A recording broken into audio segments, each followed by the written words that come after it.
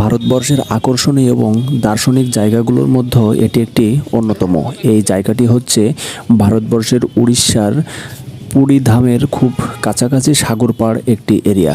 এখানে মানুষ অনেক দেশ থেকে এখানে ঘুরতে আসে এবং এই সাগর পাড় হচ্ছে সারা ভারতবর্ষ এবং বিশ্বের মধ্যে একটি অন্যতম সমুদ্র সৈকত। এখানে যেমন রয়েছে সমুদ্র সৈকত, তেমনই রয়েছে জগন্নাথ ধামের পূর্ণভূমি। এখানে মানুষ আসে জগন্নাথ দর্শনে এবং সেই সাথে সাথে এই সমুদ্র সৈকতের যে আকর্ষণীয় মনোমুগ্ধকর পরিবেশ আপনারা উপভোগ করতে পারবেন, এটা আসলে বিশ্বের অন্য কোথাও গেলে সম্ভব নয়। কারণ এটি জগন্নাথের মাটি, এটি জগন্নাথের বাতাস, এটি জগন্নাথের জল।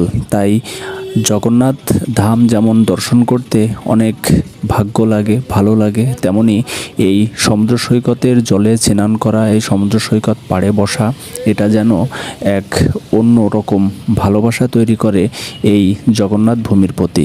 তাই সবাই যখনই পারবেন চেষ্টা করবেন এই জগন্নাথ ধাম দর্শন করতে। তো জগন্নাথ ধাম দর্শন করার সাথে সাথে এখানে আশপাশের মনোমুগ্ধকর অনেক এরকম জায়গা রয়েছে, যেগুলোর মধ্যে এই সমুদ্র পাড় এটি একটি অন্যতম। এখানে বিশ্বের বিভিন্ন দেশ থেকে মানুষজন আসে এই জগন্নাথ দর্শন করতে এবং এই জগন্নাথ ধামের পূর্ণভূমিতে একটু কপাল ঠেকাতে।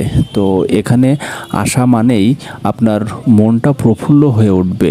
তবে এখানকার বাজার, এখানকার হোটেল, এখানকার পরিবেশ সত্যি আপনাকে এক অন্যরকম অভিজ্ঞতার সাক্ষী করে রাখবে। তাই চেষ্টা করবেন এমন পূর্ণভূমিতে আসার জন্যে।